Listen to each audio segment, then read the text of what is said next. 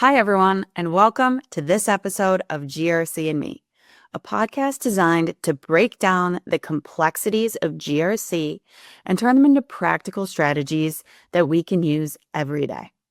I'm Jane Totaro, and today we're tackling a topic that's top of mind for organizations of all sizes and industries, AI. Here with me today, I am excited to have not one, but two CISOs. Anecdotes Jake Bernardis and LogicGate's very own Nick Kathmann. Jake and Nick are here to discuss all things AI, from the EU AI Act to the rise of agentic AI, shadow AI, the risks of siloed governance, and so much more. So CISO to CISO, let's get into it. Jake and Nick, welcome to the show. Thanks so much for joining today. To kick us off, let's start with an easy question. What is one thing that is not on your LinkedIn that we should know about you? We'll start with you, Jake. That's actually not that easy. I live very publicly on LinkedIn, so it's quite hard to say what's not on there. I found out I was claustrophobic a few years ago by going in Ezekiel's tunnel in Jerusalem when I stepped into the tunnel and realized that I am actually quite claustrophobic, and I'd never done this before in my life. That is one of the rare things that is not on my LinkedIn. I might be the exact opposite. I don't post on LinkedIn practically ever at all. So I mean, maybe more of a secret to people, but I think one of the things about me was, I don't know, I'm a geek, and I've been a geek at heart since I was a kid. So if you go into my basement now, there's a whole DIN rail full of Raspberry Pi clusters, and Arduinos, and which is called the Beagle Bones and Rabbit Cores, and a whole bunch like MCP 430s and ESP32s. So I have a whole bunch of, just hobbies that are techie and geeky outside of cybersecurity. But then cybersecurity somehow always finds its way into that. Like that Raspberry Pi cluster right now is running a Kubernetes node, so I can mess around with open policy agent and like experiment with that and do some learning with that. So cybersecurity always finds its way into it. But in general, I like embedded programming and a lot of other things that have nothing to do with security or the tech that we're in right now. So very cool. Two different sides of the spectrum for that question, so that's fun. Especially Jake hearing that tidbit. I mean, that's a crazy way to find out that you're claustrophobic. So love to hear what's not on the LinkedIn. Cool. Well, thanks for that. Let's jump into our first segment here, which is called GRC Mythbusters, where guests try to debunk common myths and misconceptions in the GRC space. So, Nick, we'll start with you. Myth or fact? All AI is the same. Absolutely a myth. If you look just across all of the different models, whether they be proprietary or whether they be open source, the differences in them is so extreme.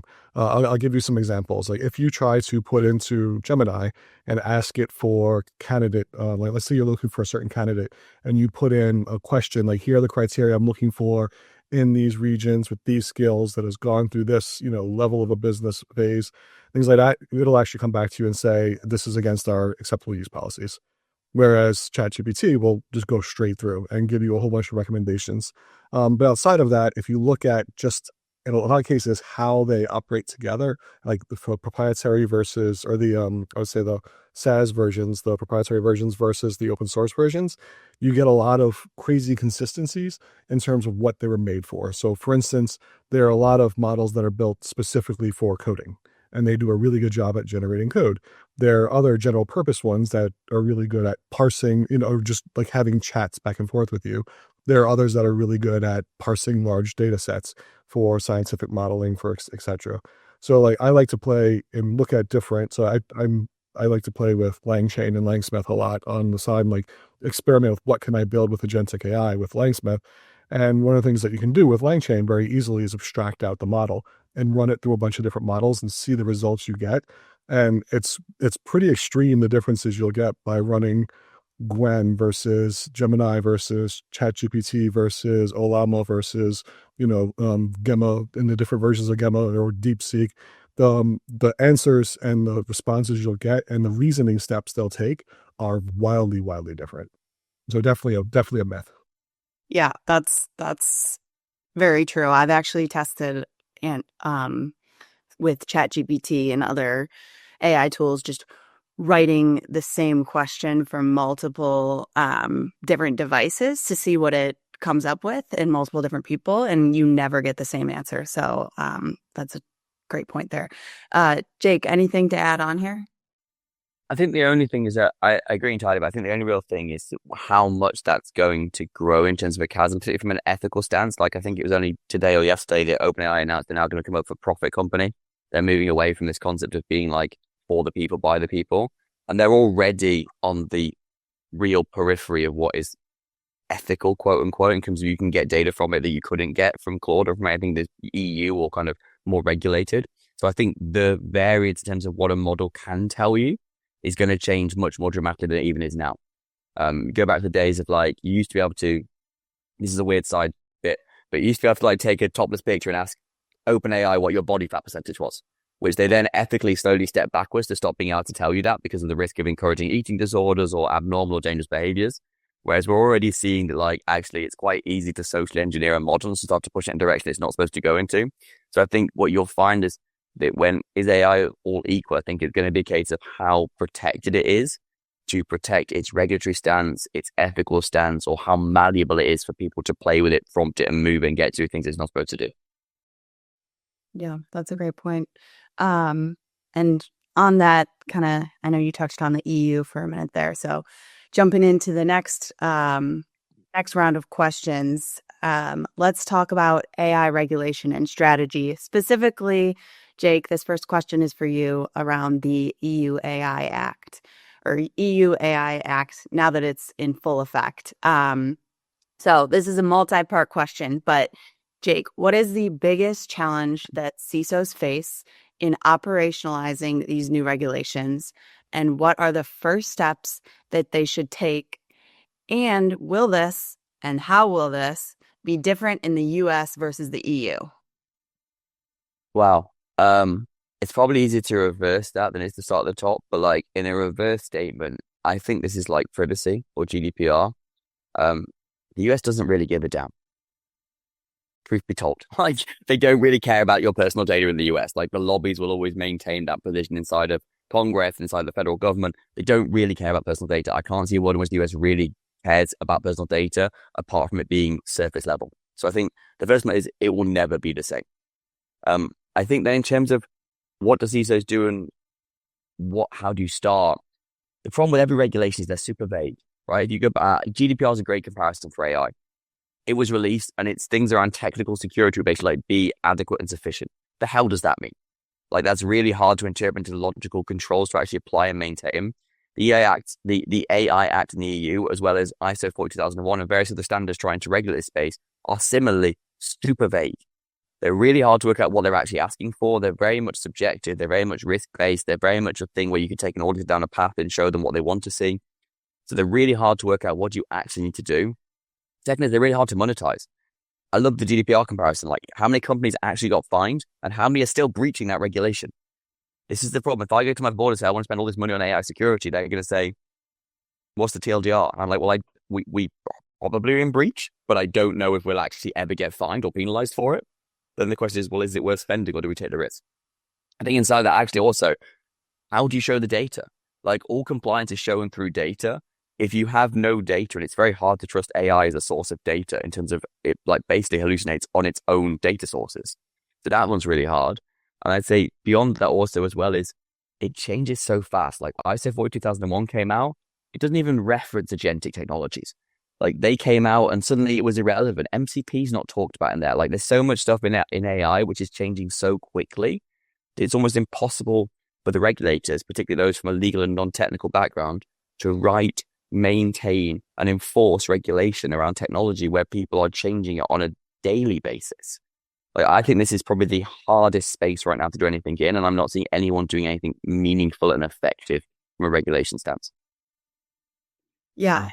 And kind of following on that, Nick, can you talk about the implications of implementing AI at scale and what this means for risk? So, I mean, that's a great point that Jake said. I mean, things are just changing so quickly. So, What do you have to say about that? Yeah, I mean, I'll just add on to what Jake said. It's what I'm really, really hoping doesn't happen here, at least in the U.S., is AI regulations become the same as privacy regulations, where every state has their own privacy regulation, and next thing you know, you're chasing down 50 different AI regulations for different states that you're doing operations with, as well as the EU, as well as the UK, as well as other countries. So, I'd say one of the biggest risks you have. I mean, there's a whole bunch of risks that you're going to have running at scale, especially large scale. But one of the biggest risks, at least on the regulatory, just to build on what Jake said, is if you're running at scale in multinational companies, there's keeping track of the regulations and how they're going to change and everything that's coming down the path.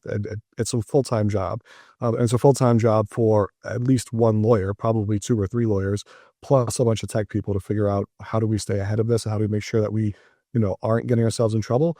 But it's also, I 100% agree, the change is so rapid in AI right now. And you always have this curve where, you can create new policies and standards, and then it takes a while for the company to adopt them before, just to adopt them before they actually show any type of value. With AI, it's so like, and this is usually for most companies about a year. So you implement a new policy, you do all of your evangelization, you train everybody on it, and then it takes about a year to get fully ramped up. And that's about as fast as most companies can move. Like some smart startups move faster, really large Fortune 50s move a lot slower. It might take 3 years, but you're around a year. AI is changing like on a monthly basis. You can't rewrite your policy and rewrite your standards every month and re-educate your users every month and expect them to constantly be ahead of the game on this. It's just impossible. So I think some of the biggest, outside of just the technical threat vectors, prompt injection and tool attacks and things like that, and MCP types attacks, there's a whole bunch of regulatory risk and just change risk that I think companies are going to deal with when trying to implement this at scale across their entire company. And another big part of this is I almost compare it to the dot-com boom when it came up. AI changes everything. So it's not just a technology that changes just engineering or just finance or just, sales. It has broad implications across everything. And not only that, but it has broad implications across not just like what are you doing with AI? Am I just an end user of an AI model? Am I developing my own AI model? Am I developing agentic AI on models or with my own models? So there's a lot of different security avenues you have to go down based on what it is, but it's fundamentally going to change every single function of the business. It's going to change finance, marketing, sales, how the executives run their business. It's going to change, or it already has changed, cybersecurity, engineering. So it's just so pervasive and so widespread that it's going to be really hard to stay on top of. I think also there's a fundamental naivety in most of the CISO community. They just say that AI is just another risk. Like AI is not a risk. It's a whole new category of risks. Like it permeates through everything Nick says. And that's the real risk, is that people don't actually understand the risks associated to it. Nick, to your point, that's my question. Can you see a world in which there is federated AI regulation? Because I just can't see it happening. I think it's going to be state-based. No, I think they'll probably put something at the federal level, and some states might adopt it. So think kind of like FedRAMP, StateRAMP, and some states have FedRAMP. But I see most states are going to try to implement their own types of regulation. And, as we've seen from Congress and others writing anything to do with tech, that they don't understand even the smallest inkling of it. So it'll be very vague, very naive. It'll be very restrictive in some cases to make absolutely zero sense. And there'll be a lot of lobbying to make sure that it's watered down is my guess on it. And even the state ones that exist now, like the Texas one, their definitions of AI compared to things in Salt Lake and Utah and Colorado are completely different. It's not even like the regulation varies. They define things differently. I don't know how you even start with that in terms of trying to do that as a US entity, let alone a global entity. Like it just seems like we're so far from being able to actually tackle this problem. And yet it's very much here. I mean, even the AI experts in the field, the subject matter experts, and the guys writing the research papers, and the chief research scientist for the different companies can't agree on a definition for agent and agentic. And now we're going to write regulations that are broad across all of them, and try to take this into account. And we're going to put the regulatory bodies in charge of that. It's going to be a long bumpy road before we get anywhere meaningful. And I mean, not to put the tinfoil hat on, but the other problem is that the people, as you point out, when the government lacks context and knowledge, it turns to industry experts. the industry experts are all on the payroll of the 4 largest AI companies in the US right now. Like they're not agnostic experts. They are being paid by these companies to represent their views and values. So that's the other problem when you have regulation being influenced by external sources that are incentivized to make one or another thing happen. Exactly. Yep. Within the same subject, let's talk about AI literacy. So, Jake, how can CISOs effectively equip their teams to understand and govern AI, and why is this so crucial for the future of risk management? I know you talk about being at the state level between the Colorado Act and the Utah and Texas. So, talk a little bit about how can companies equip their teams? Like I've said quite a lot publicly recently that when the CISO took IT and basically, in my opinion, made the modern CIO sort of irrelevant, this is the next chance. Like every CISO should be saying, I want to own AI. Like this is a massive risk for me. So I'm going to step forward and take ownership of it, full stop. So I think that's the first thing, is that CISO should be taking ownership of it as a corporate and as an entity level, so they can own both the risk approach to it and how it's implemented and dealt with, and try and remove some of the shadow risk of it too. I think the second is being very risk aggressive. I think in AI, you have to be risk aggressive inherently as a CISO, because if you take the other path, people will subvert you. Like if you decide not to try and be forward thinking and try and embrace and encourage this stuff, they'll do it anyway. So you need to make sure that you can kind of wrap something around it by saying, you know what, I'm going to embrace it all. Let me enable you. Let me facilitate you. I think the last point, which I think is fundamental for me, but both Nick and I are nerdy tech geeks at heart, is you have to be doing this stuff. Like you have no right to talk about AI regulation in your company if you're the extent of AI goes to ChatGPT and Claude. Like if you're not building your own suites with brains like Notion and building Zaps out and like creating workflows and playing with AgentKit from OpenAI, like you have no right to tell people what they should or shouldn't do. So I think firstly, it's get on the front foot, get involved, embrace it, use it, understand it, own it in the business, and take an aggressive attitude from a risk stance to enable and facilitate, because that's the only way you'll get people to follow you to any degree. Yeah, I've definitely seen it. I've seen the sidestepping in person, sitting at a conference, a banking conference of all things, where banking regulators have not put any type of regulation yet around AI. So banks are very slow to adopt it because the regulators haven't given them the guidance on how they can adopt it yet, and it's still coming out. And here I am watching this, a high level bank risk. I don't know if it was an officer or just one of the risk analysts, literally take pictures with his personal phone of his emails into ChatGPT, have it write the email. He would Slack it back to himself and then copy and paste it back into Outlook and send it. And he did this for every single email that came through.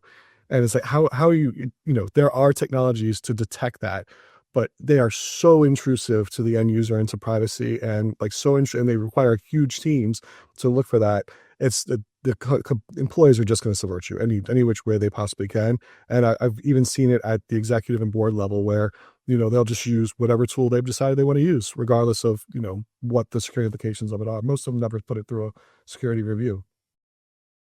We do have shadow AI on the horizon to talk through. So I think some of these points are really relevant, and I'd love to cover in a minute here.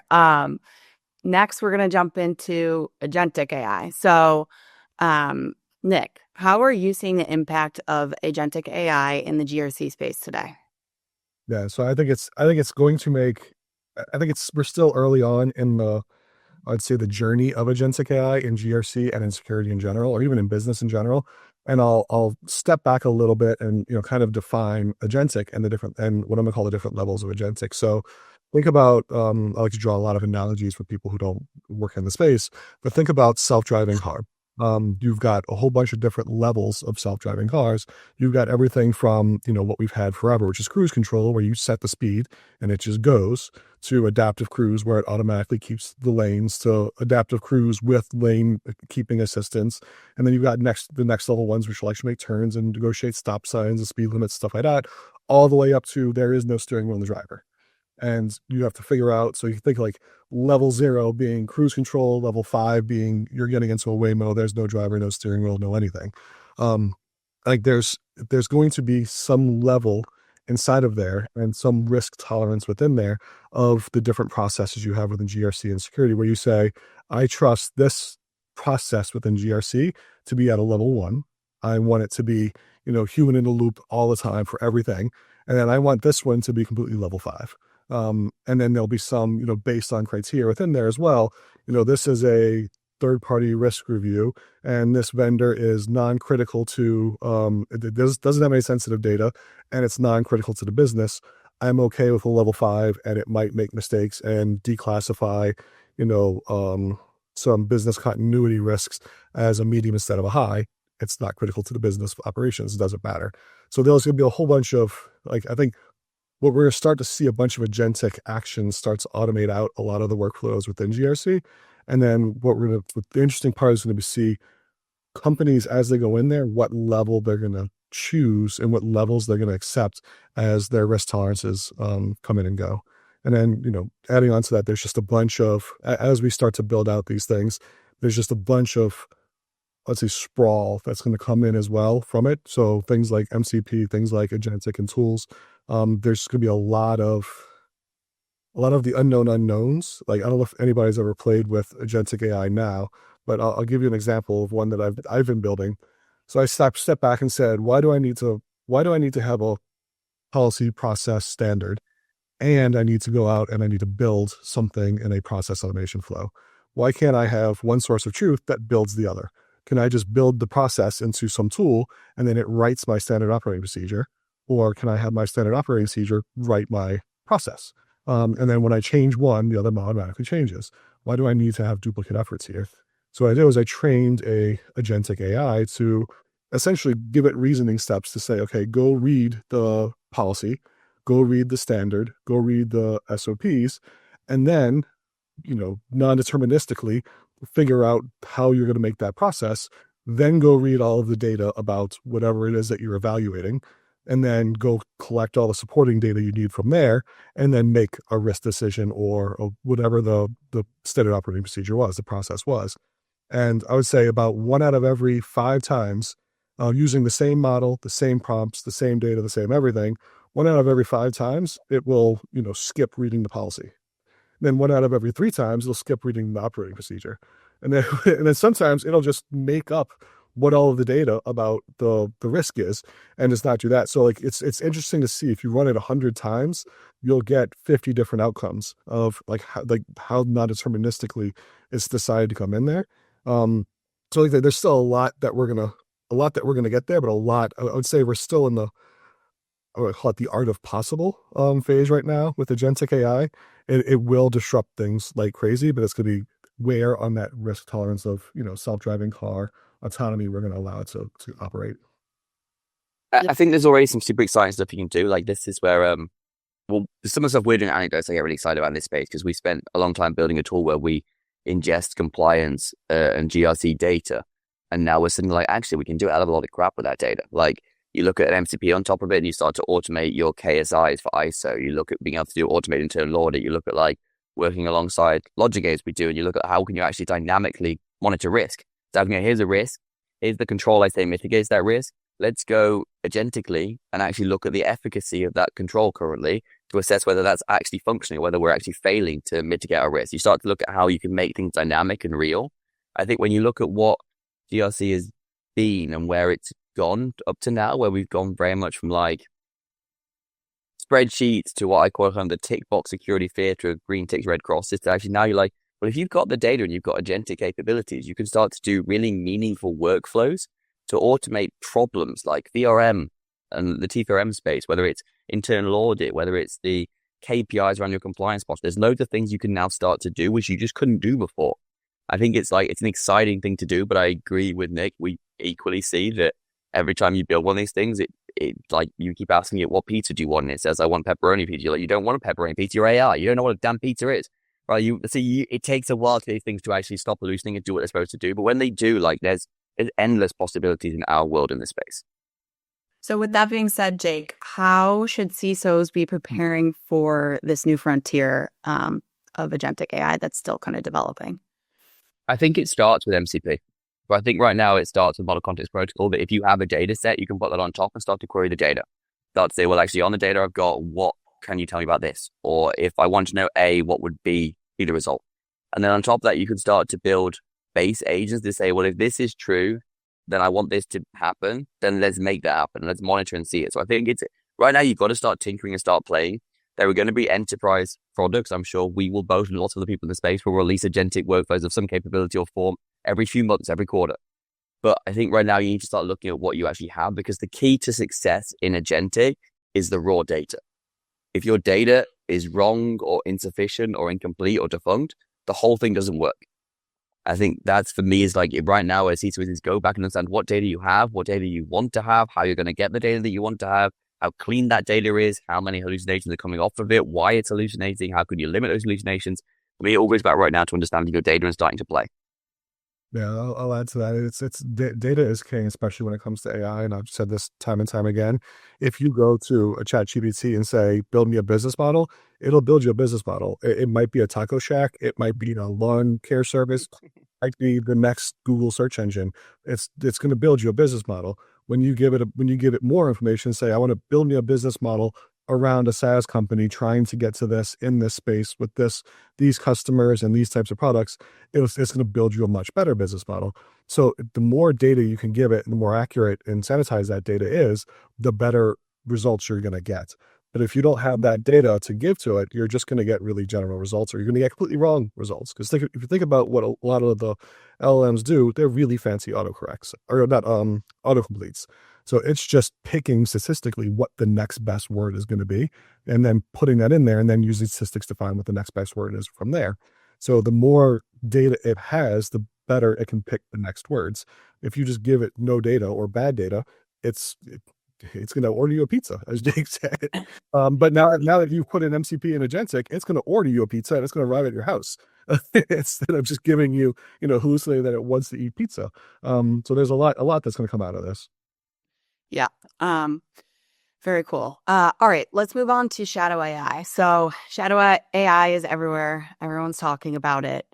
Nick, why should this unsanctioned and unknown use of AI be one of the top priorities or biggest blind spots on a CISO's radar right now?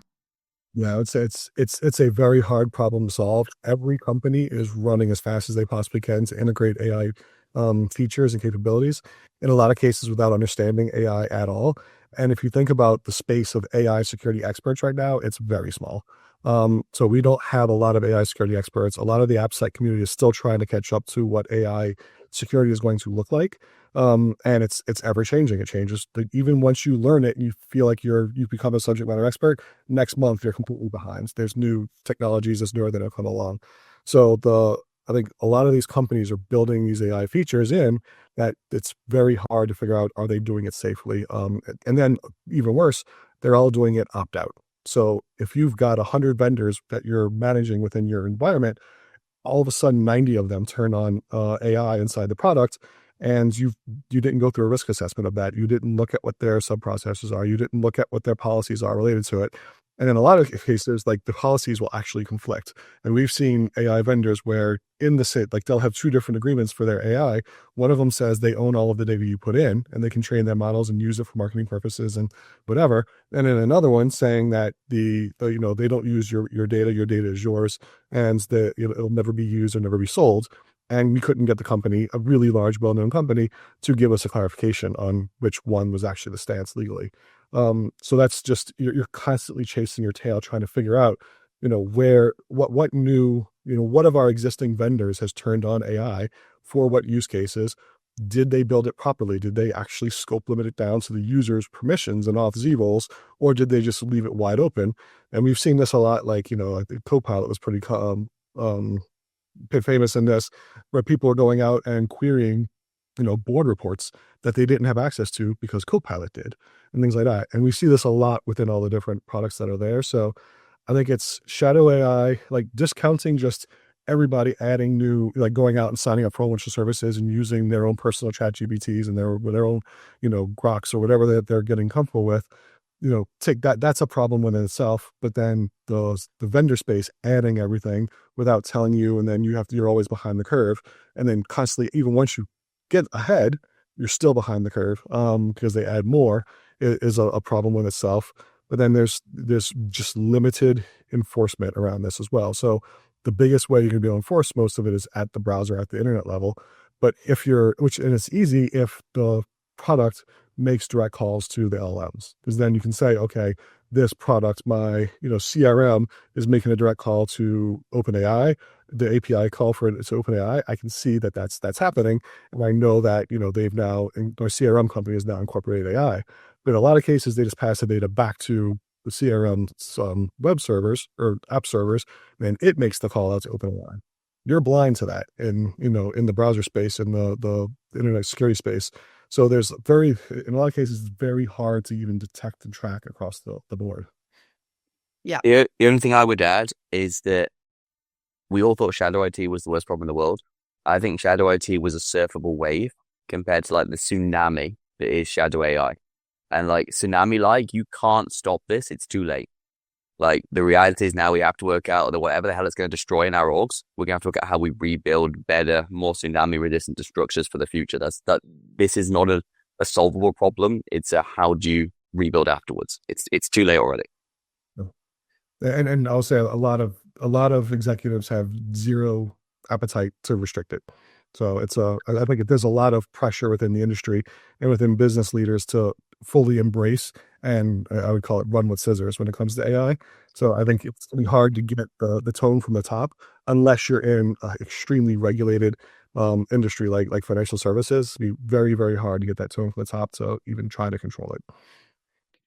All right, let's move into the mind of the CISO. So, going to ask you both a couple questions here. Nick, beyond the daily AI headlines that we're seeing day and night, what is keeping you up specifically in regards to AI at night? I think it's I referenced the lack of AI security experts. I think it's, every company is building them as fast as possible. And if you look at some of the capabilities, so like, AI, so like if you're attacking an API, you control everything, every flow about the API and say, you can only come into these endpoints, but you have to be authenticated this way. You have to be controlled this way.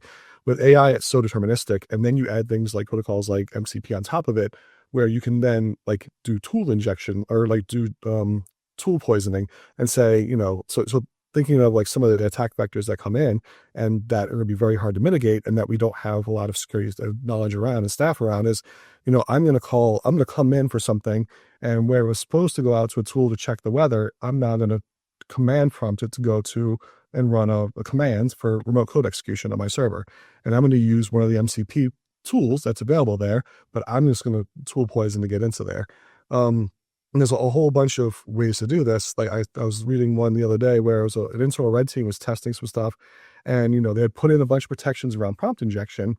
But once they got into the multimodal mode, I don't remember how many people remember from their CISSP or whatever they took way back in the day of steganography, where you were like in. So if anybody doesn't know steganography is, it's like hiding like messages inside of images. So you're like changing certain pixels in the image, and from a person, you can't see that anything was actually changed because the pixels are so small, but computers can actually still read that message. Well, what we learned is some of the AI models actually read that steganography, and you can put prompt injection into there. And since a different tool, a different processor manages the images and multimodal versus text, the controls didn't apply. So they were able to do tool injection, do prompt injection, completely get around every control that was there just by putting in a GIF. And then when they found ways to get around that, they could do the same thing by putting in a PDF. And they were able to get around that by putting in another image, a JPG that was white text on a white background. You can't see it as a person. And we saw this as one of the attacks against the, I forgot which one it was, one of the IDE attacks, with a VS Code attacks, where it added a whole bunch of black text on black background or white text on white background. So the person code reviewing it would never see this attack coming in, or it would never see the text that was there, but AI sees it. The computers see it and actually evaluate it as code. So I think there's a lot of really novel attacks. There's a lot of the changing attacks, and there's just not a lot of experts. And then, once you start incorporating things like MCP, where, you can add new functions without ever knowing, like the third-party provider that's providing the side can incorporate a whole bunch of new functions that are now tools that are available in your tool stack. It's going to make it very, very interesting and very, very hard to build meaningful security around AI for a good while.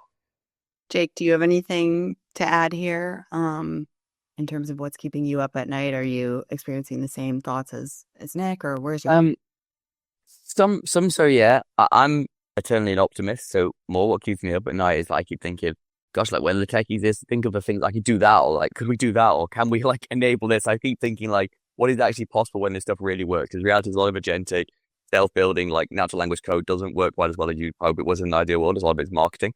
So when it really starts to function, like the capabilities here to change how we do things are so significant that I just think there are transformative opportunities, particularly in our space in the GRC world. I think I'm kept awake a lot by what's possible. I say the opposite side is I think less of the technical attack vector and more of the career vector. I worry and say, well, actually, we're looking at replacing tier one everything with agentic, right? Whether it's SOC, whether it's like entry-level GRC, whether it's entry-level like cyber analyst roles. And I think, what does that mean for our career future?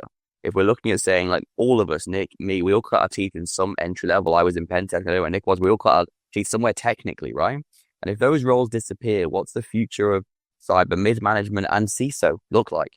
Like, are we going to get rid of this whole knowledge gap of people having played with Raspberry Pis? Is that going away because people now just play with agent kits and actually know how to physically deal with infrastructure or actual networking?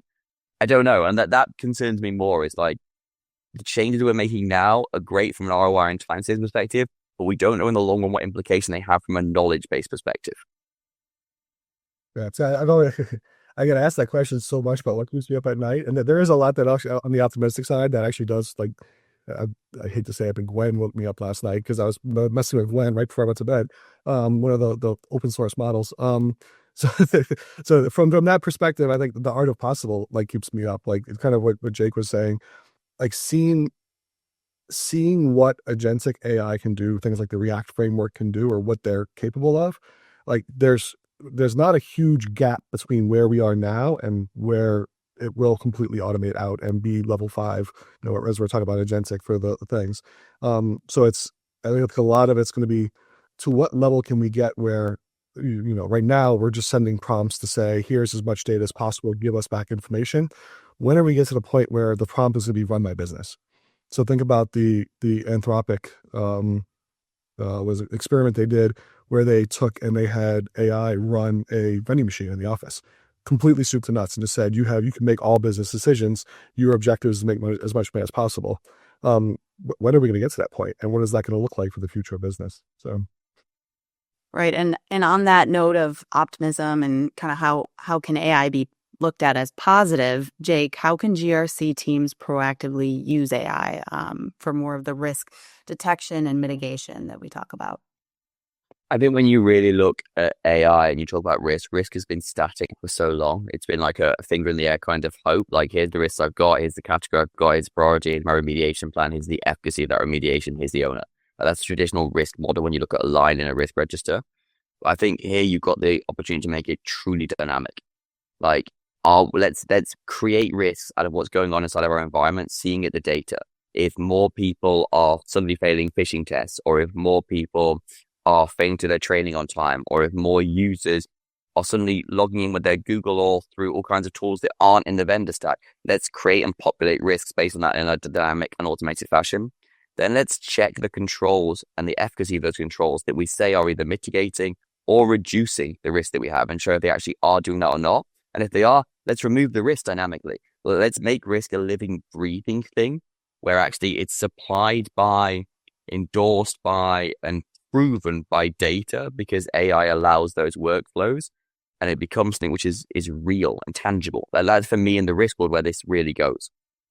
Yeah, it's almost. I think Jake pretty much summed up my dynamic risk or my dynamic GRC talk track pretty well. I mean, the only things I'll add there, it's I consider risk management a data sciences problem now.